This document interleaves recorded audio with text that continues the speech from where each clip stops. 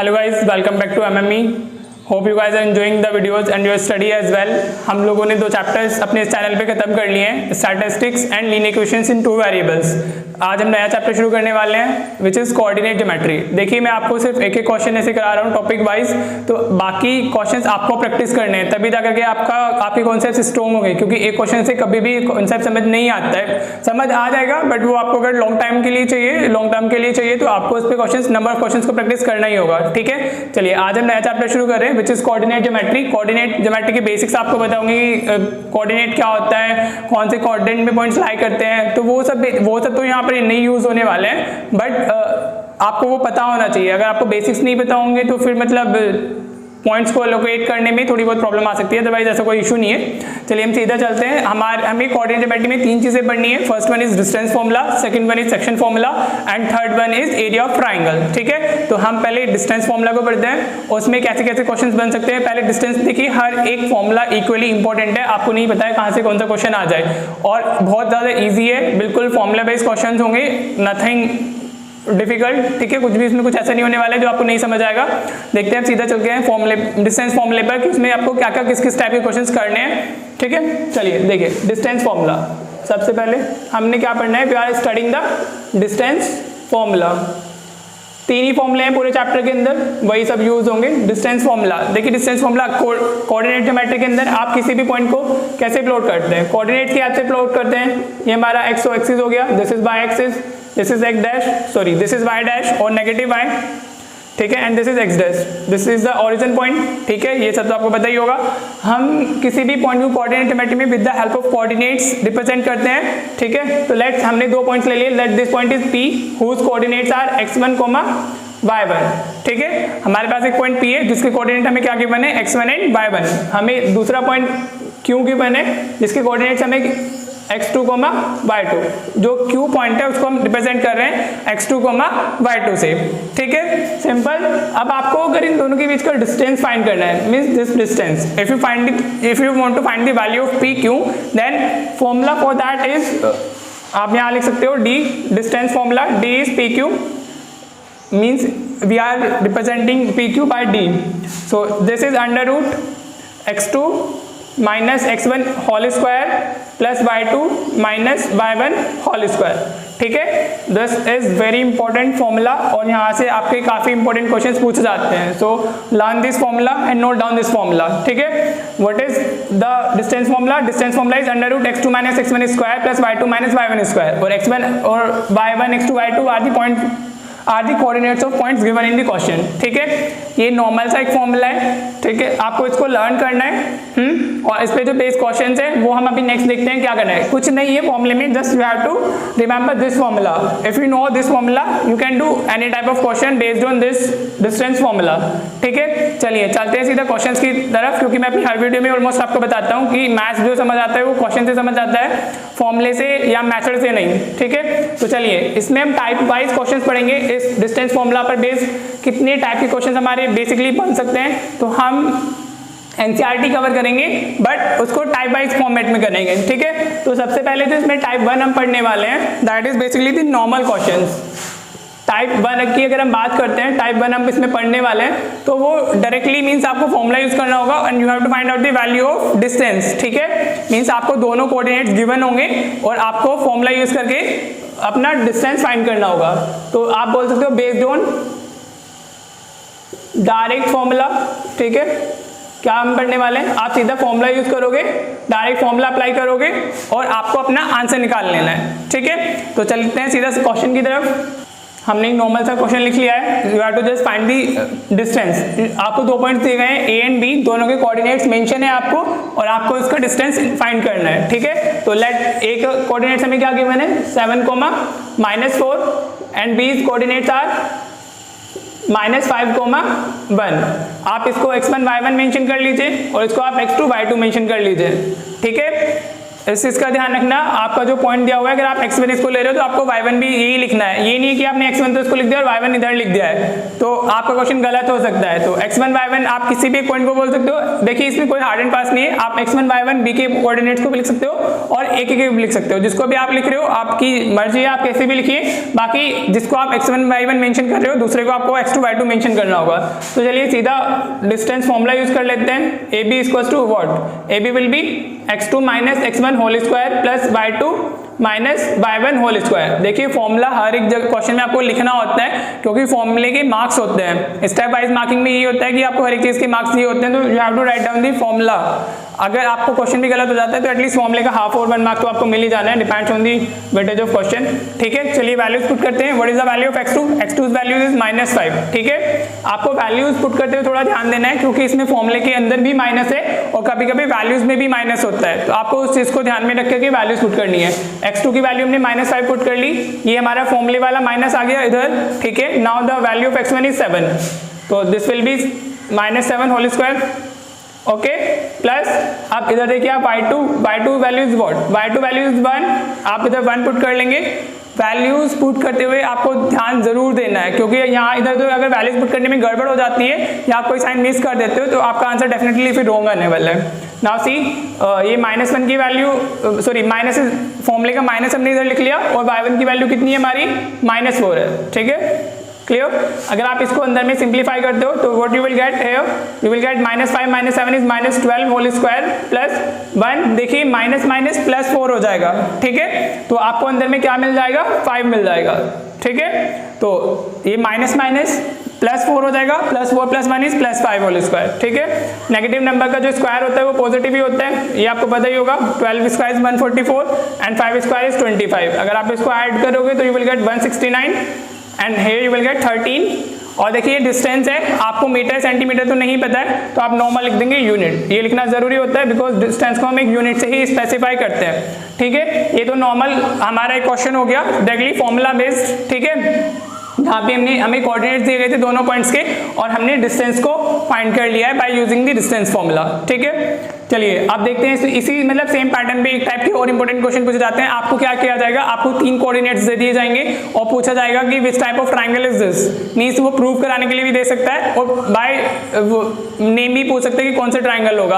अगर आपको 4 कोऑर्डिनेट्स दिए गए हैं एट द टाइम आपके जो कोऑर्डिनेटर्स बन सकते हैं उसमें वो उनकी वैल्यू पूछ सकता है कि मतलब आपको कोऑर्डिनेट्स दे दिए गए हैं और पूछ लेगा which shape is formed by these points. ठीक है, तो अब हम एक क्वेश्चन वैसा भी कर लेते हैं because that is also important. चलिए हम सीधा चलते हैं उस क्वेश्चन की तरफ। मैंने क्वेश्चन लिखा है, इस फॉर्मेट में भी क्वेश्चन पूछा जा सकता है और नॉर्मली आपको पॉइंट्स दे करके ये भी पूछा जा सकता है कि which type of quadrilateral is this. ठीक है, अगर उसने बोल दिया show that the following points are the vertices of a square, तो ऑब्वियसली ये 4 वर्टिसेस मिलकर के एक जो क्वाड्रिलेटरल बना रहे होंगे वो स्क्वायर ही होगा, आपको वही शो करना है। बट अगर ये लाइन मेंशन नहीं है, आपसे टाइप ऑफ क्वाड्रिलेटरल पूछा हुआ है, तभी भी आपको सेम वे में ही प्रोसीड करना होगा। अब इसमें थोड़ी सी 1-2 पॉइंट्स हैं जो आपको कंसिडर करने होंगे। देखिए जब भी आपको 4 वर्टिसेस दिए जाएंगे, आपसे क्वाड्रिलेटरल वगैरह पूछा जाएगा, तो सबसे पहले आपको जो काम करना है वो मेन ये है कि आपको ऑल साइड्स की वैल्यू फाइंड करनी है by using the distance formula. AB, I am not writing here, equal AB, BC, CD and AD, आपको ये ऑल साइड्स फाइंड करनी है। ठीक है, और दूसरा आपको जो फाइंड करना है, आपको दोनों डायगोनल्स भी फाइंड करने होंगे। मींस आपको AC and BD, AC and BD आपको दोनों फाइंड करने होंगे, ये मस्ट है। ठीक है, समझ रहे हैं। अगर आपको इस टाइप से क्वेश्चन पूछा हुआ है तो इतना पार्ट आपको करना ही है। You have to find all the sides. ठीक है, you have to find all the sides and both diagonals. 2 diagonals होते हैं क्वाड्रिलेटरल में, पता ही होगा। ये क्या है, हमारे डायगोनल्स है। अब देखिए अब आपकी क्या क्या कंडीशंस बन सकती हैं। I am not talking about this question, मैं आपको इन जनरल बता रहा हूँ। इस क्वेश्चन को भी आप इस पर समझ ही जाएंगे। आपने सारी साइड्स फाइंड की और आपने दोनों डायगोनल्स फाइंड किए। सबसे पहले साइड से आपको चीजें क्या क्लियर होंगी, आपकी 2 कंडीशंस बन सकती हैं साइड्स में। ठीक है। साइड्स में हमारी दो कंडीशन क्या बनेगी, आपकी ऑल साइड्स इक्वल आ सकती है। क्या आ सकती है आपकी, ऑल साइड इक्वल। जब आप ये वैल्यू फाइंड करोगे बाय यूजिंग डिस्टेंस फॉर्मूला, तो आपकी ऑल साइड्स इक्वल हो सकती हैं। A B will be equals to B C equals to C D and is equals to A D. ठीक है, अगर आपकी ये कंडीशन बनती है तब आपके पास सिर्फ दो कोऑर्डिनेटर ऐसे होते हैं जिनकी ऑल साइड्स इक्वल होती हैं। तो अब आपका जो कोऑर्डिनेटर है वो क्या हो सकता है, वो या तो स्क्वायर हो सकता है, ठीक है, या फिर वो क्या हो सकता है, इट कुड बी रोम्बस।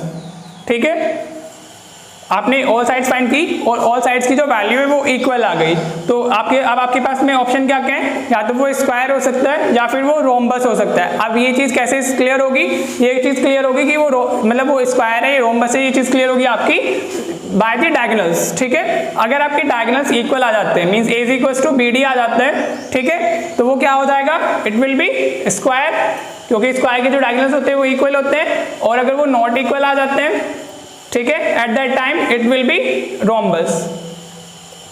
यहां से तो इस चीज से तो आपको पता चलेगा कि वो क्या हो सकता है, it could be a square और it could be a rhombus, अगर आपकी सारी साइड्स इक्वल आ गई हैं। फिर इन दोनों में भी कौन सा होगा, वो कोऑर्डिनेटर बेसिकली आपका, वो आपको क्या चीज क्लियर करेगी, वो आपको डायगोनल्स क्लियर करेंगे। अगर डायगोनल्स की वैल्यू इक्वल है एट दैट टाइम वो स्क्वायर होगा, और अगर वो नॉट इक्वल है at that time it will B rhombus. ठीक है, सेम एज यहाँ से आपकी जो कंडीशन दूसरी बन सकती है वो आपकी बन सकती है, आपकी अपोजिट साइड्स इक्वल आ सकती है, means A B equals to C D आ सकता है and B C is equals to A D. आपकी जो अपोजिट साइड्स होंगी वो इक्वल हो सकती है।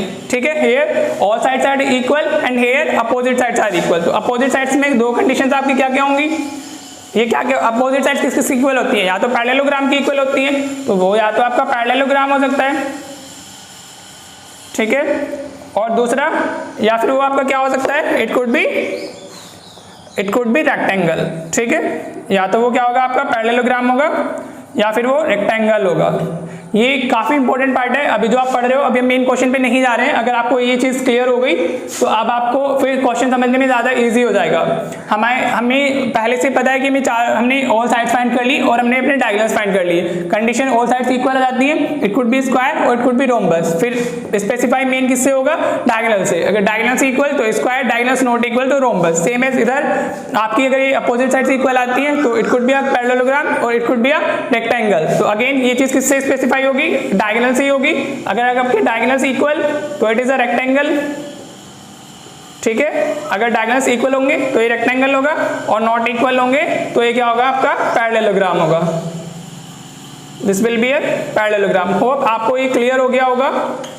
ठीक है, मैंने अच्छे से आपको इसको क्लियर कर दिया है। अब आपको अगर 4 वर्टिसेस दिए जाते हैं, मींस 4 पॉइंट्स दिए जाते हैं, जैसे कोऑर्डिनेट आपको मेंशन है और आपसे टाइप ऑफ कोऑर्डिनेटर पूछ लिया जाता है, तो आप इजीली कर पाएंगे।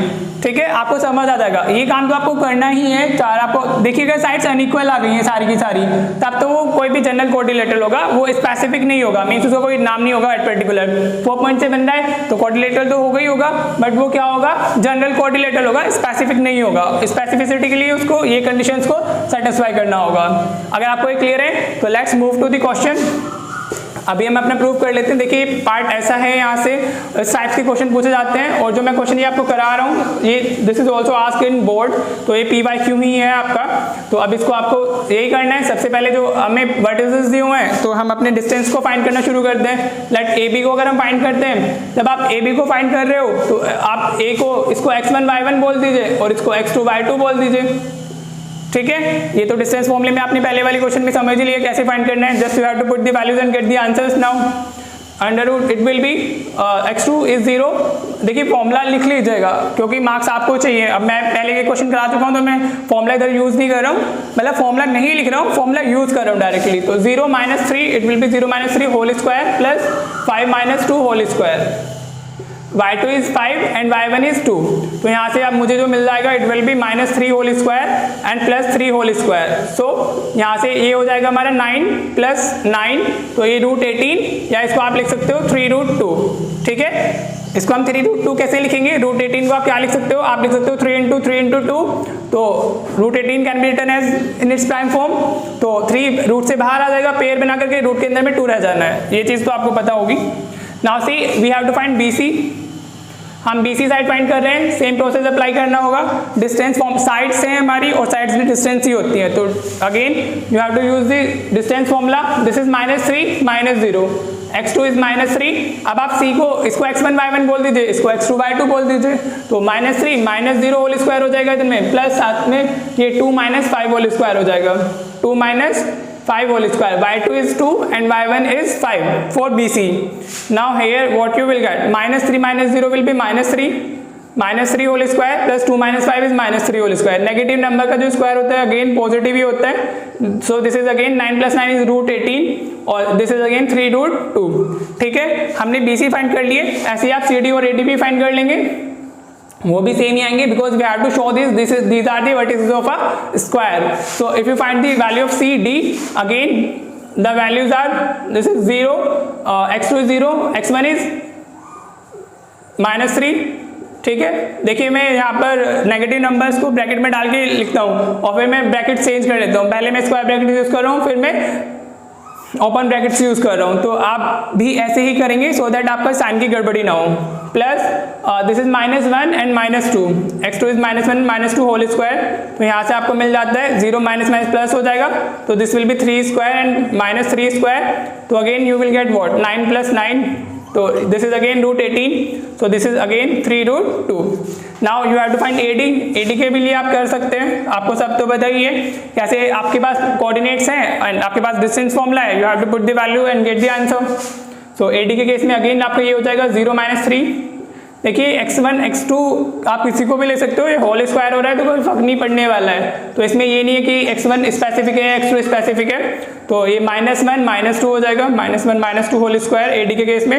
आप मैंने x1 y1 ए को लिया है और x2 y2 AD के केस में और D के कोऑर्डिनेट्स को लिया है। This is again -3 whole square plus -3 whole square, so this is 9 + 9। देखिए अभी हमारा जो केस बन गया है, ऑल साइड्स हमारे इक्वल आ गए हैं। From the calculations you find that कि AB is equal to BC is equal to CD is equal to AD। Calculation से आपको इतना तो क्लियर हो गया है, हमें तो इसको स्क्वायर शो करना है, तो अभी जो हमारा काम रह जाता है वो क्या रह जाता है, we have to find diagonals also, तो for that we need AC and BD, तो फाइंड कीजिए। अब आपको AC और AD को भी इक्वल लेकर के आना है, आफ्टर दैट ही वो आपका स्क्वायर होगा, अदरवाइज वो क्या होगा, रोम्बस होगा, but in this case AC और BD आपके इक्वल आएंगे because it is a square, you have to prove this. तो this is -3 -3, AC is -3 whole square plus this is 2 -2 whole square, 2 -2 whole square, तो आपका कितना हो जाता है, -3 will be -6 whole square plus 2 - 2 is 0, तो यहाँ से आपका -6 36 हो जाएगा and AC will be 6 units. इन सब के बाद में आप यूनिट्स जरूर लगाइएगा because you are finding the sides of any quadrilateral और वो यूनिट में ही होती है। ठीक है, ये लिखना जरूरी होता है बिकॉज अभी ये BD हमने फाइंड कर लेना है, सेम एज BD के केस में भी आपको यही लेना है, तो 0 - 0 हो जाना है, ये तो 0 - 0 0 ही होगा, plus this will be -1 and -5, -1 and -5 whole square, so again you will get 0 square plus -6 square, negative number के स्क्वायर पॉजिटिव √36, तो again you get 6 unit here. ठीक है, तो AC and BD are also equal, ठीक है, और all sides are equal, so therefore it will be a square, therefore it will be a square, okay। ठीक है, ये था हमारा डिस्टेंस फॉर्मूला और इस पे बेस्ड क्वेश्चंस, मतलब जो डायरेक्टली फॉर्म जिसमें हमारा डायरेक्टली फॉर्मूला यूज हो रहा है, कुछ हमें अननोन, मतलब एवरीथिंग इज नोन, कुछ भी अननोन नहीं है, हमें सिर्फ फॉर्मूला, हमारे पास दोनों कोऑर्डिनेट्स हैं, नेक्स्ट टाइप में जो हम पढ़ने वाले होंगे तो हमारे पास कुछ ना कुछ मिस होगा और हमें उसी की वैल्यू फाइंड करनी होगी। So basically these 2 questions are based on direct formula, जिसमें हमें डायरेक्टली फॉर्मूला यूज करना है और उसको हमें आंसर को फाइंड कर लेना है। तो होप आपको डिस्टेंस फॉर्मूला क्लियर होगा, उस पर बेस्ड जो नॉर्मल क्वेश्चंस होते हैं वो क्लियर होंगे। अभी डिस्टेंस फॉर्मूला हमारा नेक्स्ट वीडियो में भी कंटिन्यू रहेगा और उससे नेक्स्ट वीडियो में भी कंटिन्यू रहेगा, अगर नेक्स्ट वीडियो में खत्म नहीं होता है तो। ठीक है, अब हम डिस्टेंस फॉर्मूला के टाइप 2 पढ़ते हैं नेक्स्ट वीडियो में। जल्दी अब तक अपनी स्टडी को एंजॉय कीजिए और अगर चैनल को सब्सक्राइब कर लिया है तो बेल आइकन को जरूर प्रेस कीजिए सो दैट आपको नोटिफिकेशंस मिलते रहे, अगर नहीं किया तब तो कोई बात ही नहीं है। Thanks for watching the class, मिलते हैं नेक्स्ट वीडियो में।